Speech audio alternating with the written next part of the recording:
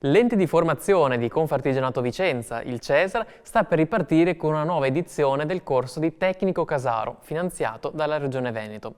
Il corso è aperto a occupati e disoccupati residenti in Veneto senza limiti di età e con diploma di maturità, eccetto neodiplomati nel 2025.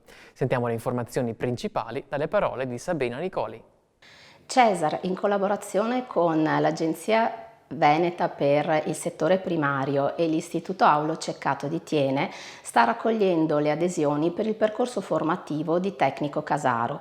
Si tratta di un percorso IFTS completamente finanziato della durata di 800 ore. Di queste 800 ore, 400 sono ore di teoria e laboratorio e 400 di stage in azienda.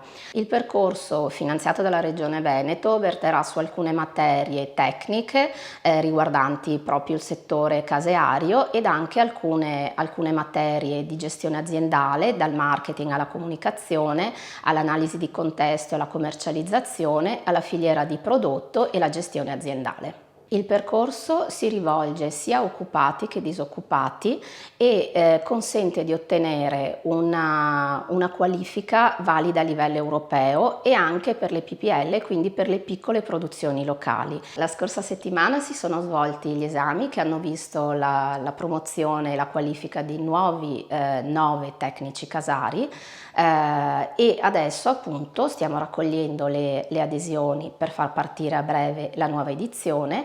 Per tutte le informazioni e anche per chi volesse aderire a questo percorso e a questo progetto si può contattare Cesar allo 0444 168 576 oppure visitare il sito di Cesar www.cesarformazione.it.